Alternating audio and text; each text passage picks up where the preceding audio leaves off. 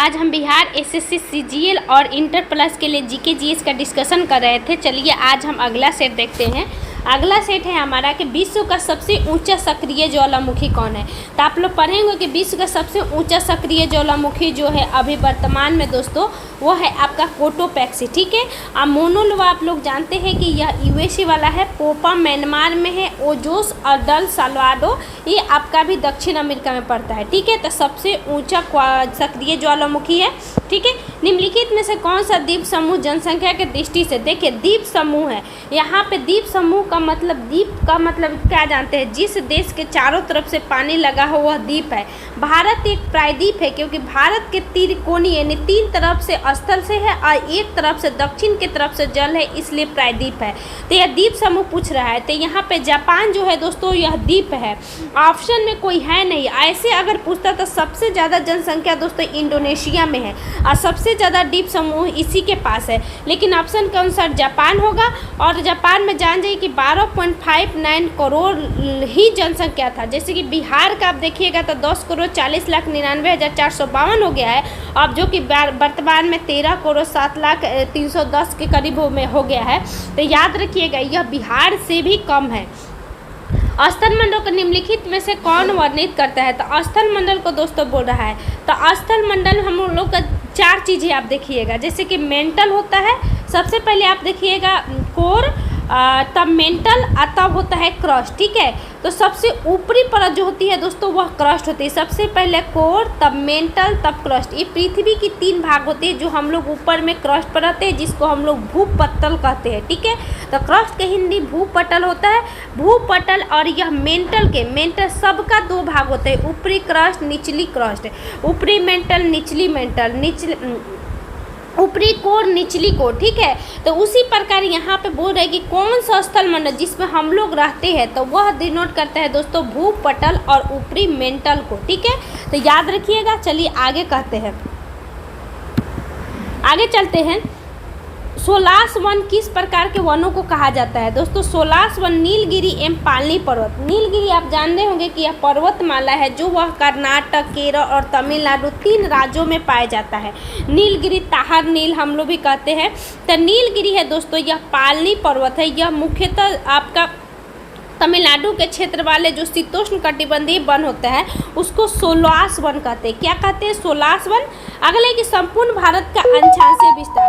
तो मेरे प्यारे दोस्त यहाँ पे ध्यान दीजिएगा कि संपूर्ण भारत का अंशांशीय विस्तार जो पूछ रहा है कि क्या होगा, तो संपूर्ण भारत का जो अंशांशीय विस्तार होता है, यहाँ ध्यान दीजिए, यहाँ आप ध्यान दीजिएगा कि भारत का दो विस्तार पूछा जाता है। एक संपूर्ण, जैसे कि यहाँ से जैसे आप भारत का इसे अंशांशीय विस्तार देखिएगा, अंशांशीय विस्तार में यहाँ से मुख्य स्थल से जहाँ पे कन्याकुमारी है यहाँ से पूछा जाता है दोस्तों। और जैसे अंडमान निकोबार यहाँ से लेकर ऐसे है। ठीक है। तो यहाँ का पूछा जाता है। तो संपूर्ण यहाँ से लेकर यहाँ तक आ जाता है। और वहीं मुख्य भूमि से पूछेगा दोस्तों कन्याकुमारी। तो संपूर्ण स्थल दोस्तों 6 डिग्री 4 मिनट से 37 डिग्री 6 मिनट तक होता है। और जस्ट ऊपर में 7, 8, तो 8 डिग्री 4 मिनट से कन्याकुमारी से लेकर और 37 डिग्री 7 मिनट तक मुख्य भूमि होता है। ठीक है। तो इसमें दो कंडीशन, अगर संपूर्ण पूछे तो 6 डिग्री से, जो कि ग्रेट निकोबार से लिया जाता है। ठीक है। और वह वहाँ तक ले हम लोग इंदिरा कॉल तक लेते हैं, यानी इंदिरा पॉइंट से इंदिरा कॉल तक जो होती है हमारा दोस्तों संपूर्ण भारत होती है। लेकिन हमारा कन्याकुमारी से लेकर इंदिरा कॉल तक ले होती है मुख्य भूमि का, जहाँ से भारत का भूमि स्टार्ट हो जाता है। सर्वाधिक राज्यों की सीमाओं से लगा राज्य कौन सी है? तो दोस्तों सभी को पता है उत्तर प्रदेश। मध्य प्रदेश 5 ही राज्यों से मिला है। तो जो उत्तर प्रदेश तो दोस्तों है वह 8 राज्यों और 1 केंद्र शासित प्रदेश। जैसे आप मैप में देखिएगा तो यहाँ पे होता है दोस्तों हमारे हिमाचल प्रदेश, तब हरियाणा, पंजाब नहीं टच करता है, तब राजस्थान, तब मध्य प्रदेश, तब छत्तीसगढ़। ठीक है। उसके बाद जस्ट नीचे आइएगा दोस्तों, तब आ जाता है झारखंड, बिहार का क्षेत्र जब जोड़िएगा, और एक दिल्ली केंद्र शासित प्रदेश होती है। ठीक। तो इसमें 8 राज्य और 1 यूनियन टेरिटरीज है जो कि दिल्ली है। भारत में हरित क्रांति लाने का श्रेय किसे दिया जाता है? तो सभी को पहले से पता होगा, ये doctor M S. Swaminathan. Doctor M S. Swaminathan दोस्तों 1967-68 में इनका भारत में इस विख्यात हुआ। और विश्व में डॉक्टर अर्नेस्ट बोरलाग जो कि अमेरिका के व्यक्ति थे, और फिलीपींस में इसका शुरुआत हुआ था दोस्तों।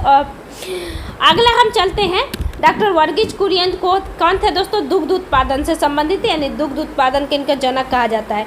बिहार में डालमिया नगर किसके लिए प्रसिद्ध है, तो ये सीमेंट में डालमिया नगर जो कि सासार रोहतास की तरफ पड़ता है। वर्ष 2026 में 23वां फीफा फुटबॉल विश्व कप की मेजबानी। तो देखिए 2026 में कनाडा, अमेरिका, मैक्सिको तीनों संयुक्त रूप से करेगा। ठीक, अभी वर्तमान में आप देखिएगा कि ये जो 22वां हुआ था कतर में, अभी पेरिस ओलंपिक भी चल रहा है। पेरिस ओलंपिक कल से स्टार्ट हुआ था, आप देखे होंगे कौन, जो हमारा पैरा ओलंपिक था, ठीक है, यानी ग्रीष्मकालीन स्टार्ट हुआ था, अब पहले हो चुका है। अगला है कि निम्नलिखित में से कौन सा भारत के पूर्वी तट पर एक प्रमुख बंदरगाह है। तो देखिए आप पूर्वी तट मुख्यतः हम लोग 14वां बंदरगाह अभी स्टार्ट हुआ है, 13 बंदरगाह पढ़ते थे। तो इधर हम लोग जैसे कि यहाँ शुरुआत करिएगा दोस्तों, तो हमारा चलता है यहाँ से बंदरगाह, कांडला बंदरगाह गुजरात से, नहाओ शेवा, फिर उसके बाद जस्ट आइएगा न्यू मंगलुरु गोवा में है, फिर उसके बाद जस्ट तमिल केरल के क्षेत्र में आता है। लेकिन ये पूर्वी घाट, इसको पश्चिमी घाट, इसकी पूर्वी घाट। तो पूर्वी घाट में एकमात्र है दोस्तों विशाखापट्टनम, जो कि आंध्र प्रदेश के क्षेत्र में पाया जाता है। इसके अलावा कलकत्ता भी बंदरगाह के क्षेत्र में आता है, ठीक दोस्तों, एनौर भी आता है, ठीक है। लेकिन यहाँ कांडला, कराईकल, न्यू मंगलुरु ये सभी पश्चिमी घाट का है। तो ऑप्शन नंबर सी होगा। वाणिज्यिक स्तर पर रबर का उत्पादन भारत के निम्नलिखित में से किस राज्य समूह में होता है। तो दोस्तों केरल, तमिलनाडु, कर्नाटक। केरल में सबसे ज़्यादा होता है, उसके अलावा तमिलनाडु में, कर्नाटक में। उसी प्रकार कॉफ़ी का भी आप कर्नाटक से स्टार्ट कीजिएगा, दक्षिण में ही सबसे ज़्यादा होता है। निम्नलिखित में से किस राज्य के साथ त्रिपुरा सीमा साझा करता है। तो प्यारे दोस्त एक असम एक ऐसा राज्य है जो 8 जो पूर्वोत्तर का जो राज्य है 7 अन्य राज्य, इसे सभी असम से टच करता है, ठीक है, चाहे वह सिक्किम हो, अरुणाचल प्रदेश हो, नागालैंड हो, मिजोरम हो, त्रिपुरा हो, इसके अलावा मेघालय हो, सभी असम से टच करता है, ठीक है। तो वही याद रखिएगा, आप जब छांट लीजिएगा तो एक असम से टच करने वाला यही त्रिपुरा ही होगा, बाकी किसी से नहीं टच करता है, ठीक है, क्योंकि त्रिपुरा 3 तरफ से बांग्लादेश से घिरा रहता है, एक तरफ से ऊपर से मात्र उत्तर के तरफ से असम से घिरा रहता है, यानी असम टच करता है। इतिहास के आरंभिक काल के निम्नलिखित में से क्या कहा जाता है। तो इतिहास के आरंभिक काल को 3 काल कहा जाता है, पुरापाषाण काल, नवपाषाण काल और पुरापाषाण काल दोस्तों सबसे पुराना होता है, ठीक है। पुरापाषाण काल, मध्यपाषाण काल इसमें दिया है, नवपाषाण काल, ठीक है। तो यहाँ पे सबसे पुराना हो जाएगा प्यारे दोस्त पुरापाषाण काल, ठीक है। भगवान महावीर को किस नदी के किनारे ज्ञान की प्राप्ति हुआ था। तो देखिए महावीर जी को ज्ञान की प्राप्ति प्यारे दोस्त ऋजुपालिका नदी के तट पर साल नामक वृक्ष, कौन सा वृक्ष, साल नामक वृक्ष। अब वहीं आप देखिएगा फल्गुन नदी के तट पर महात्मा बुद्ध का जन्म हुआ था, मतलब ज्ञान की प्राप्ति, और यह पिप्पल वृक्ष के नीचे, ठीक है, यानी ऋजुपालिका नदी के तट पर साल नामक वृक्ष के नीचे महावीर जी का, और पिप्पल वृक्ष के नीचे आपका गौतम बुद्ध का। महात्मा बुद्ध गौतम बुद्ध जो थे 1025 ईस्वी में प्रसिद्ध सोमनाथ मंदिर पर हमला लूट पर किसने किया था। तो सभी को पता है मोहम्मद गजनी। ये टोटल भारत पर दोस्तों 17 बार आक्रमण किया था, और 16वां आक्रमण ये था दोस्तों सोमनाथ मंदिर वाला आक्रमण, और 17वां आक्रमण जाटों के विरुद्ध होता है, जो कि बाद में यह मर भी जाता है यहीं पे, ठीक है, मतलब यहाँ से लूट के इसके बाद जाके इसकी मृत्यु हो जाती है, यहाँ नहीं मरता है, मृत्यु हो जाती है। तो याद रख लें 16वां आक्रमण सोमनाथ मंदिर, गुजरात के सोमनाथ मंदिर पर 1025 ईस्वी में, और अंतिम 1027 ईस्वी में करता है। शेरशाह सूरी द्वारा जारी किया गया चांदी का सिक्का क्या था। तो चांदी का सिक्का 2 था। तो चांदी का सिक्का प्यारे दोस्त याद रखिएगा रुपया, ठीक है, 178 ग्रेन का हमारा था चांदी का सिक्का, और 380 ग्रेन का था तांबा का सिक्का। 178 380 यह 1:64 में था, 1 चांदी था, 64 तांबा था। तो शेरशाह सूरी द्वारा जारी किया सिक्के का नाम है शेरशाह सूरी द्वारा ही काबुलियत एवं पट्टा प्रथा शुरुआत हुआ था, जो कि जमीन नापने की एक प्रथा थी। शेरशाह सूरी के द्वारा दोस्तों कालिंजर के किले वाला इनसे संबंधित है। अगला है कि किस पुर्तगाली गवर्नर ने ब्लू वाटर पॉलिसी शुरू की थी। तो ब्लू वाटर पॉलिसी, तो देखिए पुर्तगाली गवर्नर में आप 3 को पढ़िएगा मुख्यतः, Francisco de Almeida, Francisco de Albuquerque और नीनो द कुन्ना, ठीक है। नीनो द कुन्ना के समय ही गोवा हमारा आया था 1510 ईस्वी में पुर्तगालियों के पास, ठीक है। तो यह ब्लू वाटर पॉलिसी जो लाया था दोस्तों फ्रांसिस्को द अल्बुकर्क लाया था, ठीक है। फ्रांसिस्को द याद रखिएगा, यह बहुत ही इंपॉर्टेंट क्वेश्चन है और अच्छा क्वेश्चन है। फ्रांसिस्को द अल्बुकर्क जो लाया था वो हमारा क्या लाया था, blue water policy Francisco de Almeida Alfonso de Albuquerque विवाह नीति लाता है। इसने क्या किया था दोस्तों, मतलब यह ब्लू वाटर पॉलिसी, यह जो क्षेत्र है ना, यह पानी के क्षेत्र से जो विद्रोह मतलब अपना प्रभुत्व स्थापित करना चाहता था, Francisco de Almeida Alfonso de Albuquerque ने क्या किया कि पुर्तगालियों से भारतीय कन्याओं के विवाह करवाने लगे, ठीक है, और इससे अपना मतलब यहाँ के लोगों से अपना क्या संबंध अच्छा करने लगे। कौन? अल्बुकर। तो दो था, एक ब्लू वाटर पॉलिसी अल्मेडा और शादी वाला अल्बुकर। निम्नलिखित में से किसे भारतीय पुनर्जागरण का जन्म कहा जाता है? तो सबको पता है राजा राम मोहन राय जी को कहा जाता है, ठीक है। राजा की उपाधि इनको राजा की उपाधि इनको दिया गया था अकबर द्वितीय के द्वारा। निम्नलिखित राष्ट्रवादी नेताओं में किसका नाम महात्मा है? तो सबको पता होगा मदन मोहन मालवीय। नहीं पता है तो आप स्टैटिक में इसको जरूर पढ़ लीजिएगा। 1857 के विद्रोह में भारत का प्रथम स्वतंत्रता संग्राम की संज्ञा किसने दी थी? यानी 1857 के जब विद्रोह हुआ था तो इसको अनेक व्यक्तियों द्वारा अलग अलग नाम दिया गया था। तब बी डी सावरकर द्वारा प्रथम स्वतंत्रता संग्राम कहा गया था। वहीं देखिएगा सभ्यता एवं बर्बरता के युद्ध कहा गया था। और इसके अलावा एक क्या टी.आर. होम्स के द्वारा, ठीक है, सभ्यता एवं बर्बरता के युद्ध उन्होंने ही बोला था।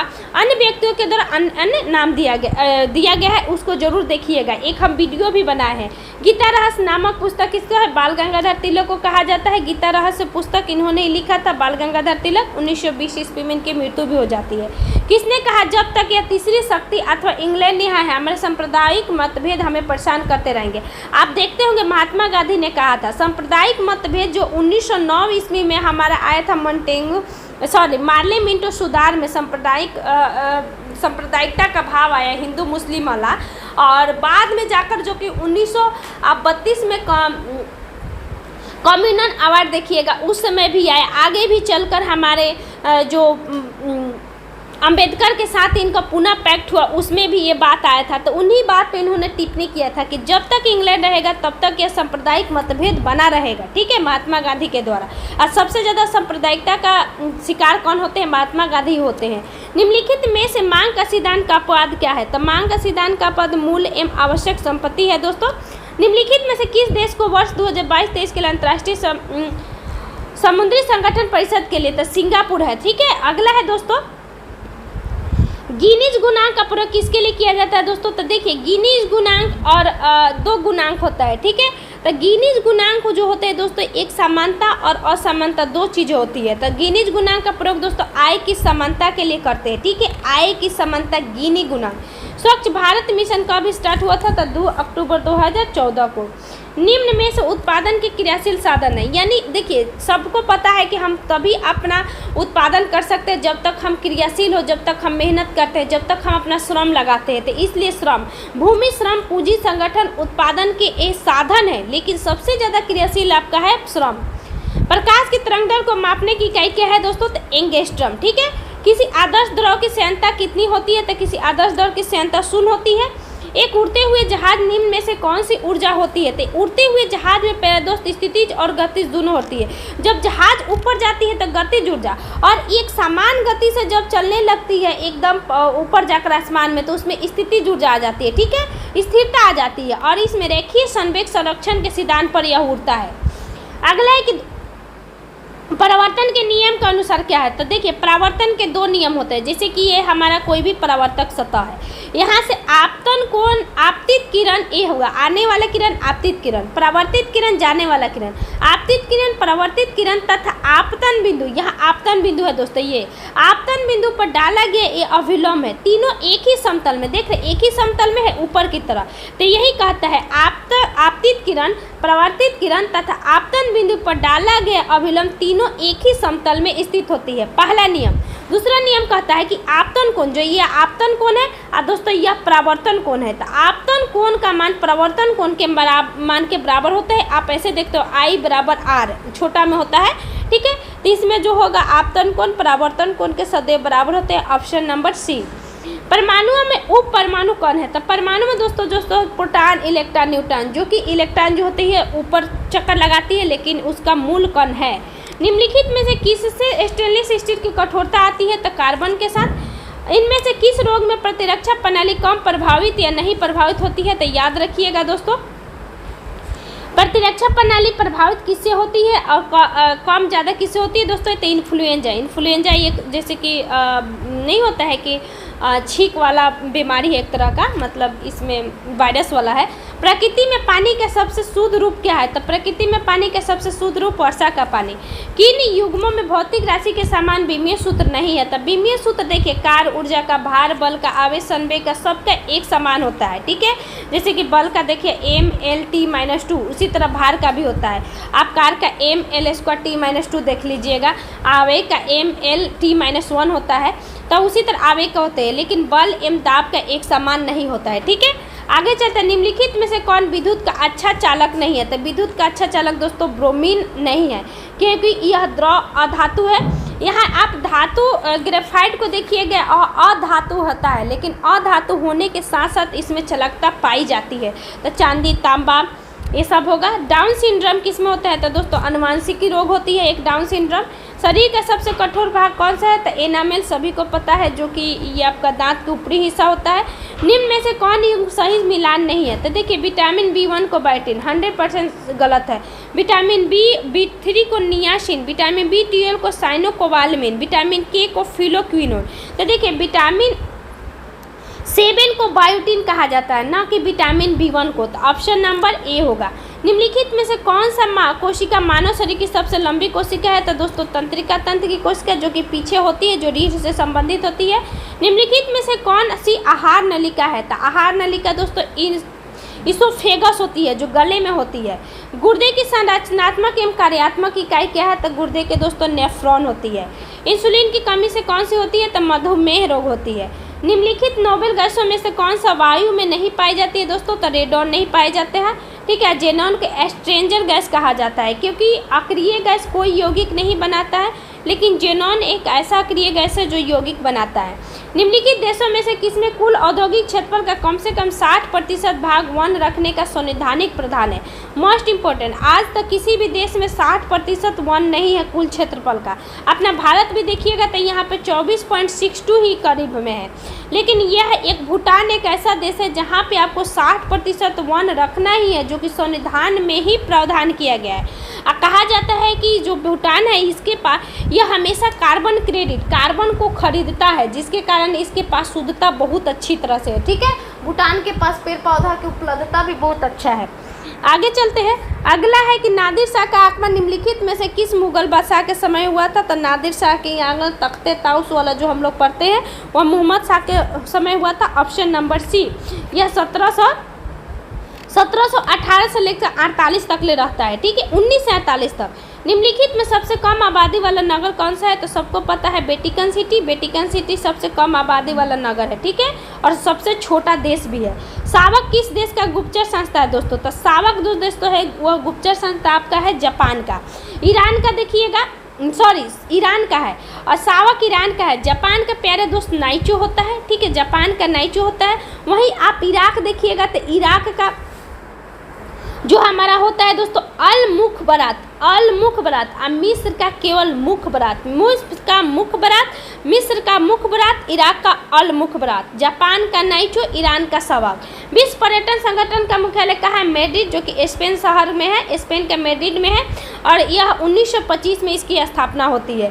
भारत में वर्तमान में राष्ट्रमंडल के सदस्य देशों 54 है। अभी वर्तमान में मलेशिया बना था कुछ दिन पहले। शेर शाह सूरी मस्जिद, देखिए शेर शाह सूरी का मकबरा नहीं पूछा है, मस्जिद पूछा है।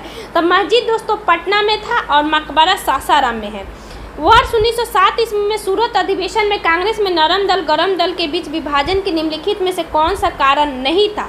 तो यह कारण नहीं था दोस्तों संविधान सभा के गठन का। स्वराज की मांग था। राष्ट्रीय शिक्षा नीति दोस्तों 1906 में जो आया था, बहिष्कार की भी मांग थी, लेकिन संविधान सभा की गठन की मांग उस समय ना होकर बाद में जाकर संविधान सभा के गठन की मांग स्टार्ट होती है। ठीक है, जैसे कि आप मुस्लिम लीग का पढ़िएगा कि 1908 ईस्वी में वह मांग करता है। छौ किस राज्य का लोकनृत्य है? तो झारखंड का छौ है दोस्तों। बिहार विद्यापीठ की स्थापना कब हुआ था? 1921 ईस्वी में। और याद रखना है, बिहार विद्यापीठ की जो उद्घाटन किए थे हमारे महात्मा गांधी के द्वारा किया गया था। और बिहार विद्यापीठ जो था दोस्तों हमारा जो सदाकत आश्रम है उसी में स्थित है। भारतीय संविधान का जनक किसको माना जाता है? तो भीमराव अंबेडकर जी को। भारतीय संविधान का कौन सा अनुच्छेद धर्म, वंश, जाति, लिंग, जन्म स्थान आदि पर भेदभाव 4 है? धर्म, वंश, जाति, लिंग, जन्म स्थान। तो अनुच्छेद 15, ठीक है, अनुच्छेद 15। भारत के संविधान के नीति निर्देशक सिद्धांतों में किए गए जाने का मुख्य उद्देश्य क्या था? तो सामाजिक आर्थिक लोकतंत्र की स्थापना करना। दोस्तों याद रखिएगा, सामाजिक एवं आर्थिक लोकतंत्र, सामाजिक एवं आर्थिक, राजनीति किसमें नहीं आता है। आज़ाद रास्ता का गठन किसने किया था? तो जयप्रकाश नारायण ने। यह जेल से भाग गए थे, ठीक है, 1942 ईस्वी में भारत छोड़ो आंदोलन के समय, और यह नेपाल में जाकर उधर से आज़ाद रास्ता का गठन किए थे। राज्यसभा में अधिकतम सीट दोस्तों 250 था, वहीं लोकसभा में 552 था, 2 को हटा दिया गया, अब 550 है, अब इसको बढ़ाकर 8 कर दिया गया है। नौसेना विद्रोह निम्नलिखित में से किस जगह से शुरू हुआ था? देखिए नौसेना विद्रोह जो हुआ था जहाज, वो था INS तलवार, ठीक है। नौसेना विद्रोह पूछा जाता है कि कब स्टार्ट हुआ था? तो 18 फरवरी 1946 ईस्वी को ये स्टार्ट हुआ था दोस्तों, याद रखिएगा 1946 में। निम्नलिखित में से कौन सा अनुच्छेद भारत के प्रधानमंत्री की नियुक्ति से संबंधित है? तो अनुच्छेद 75।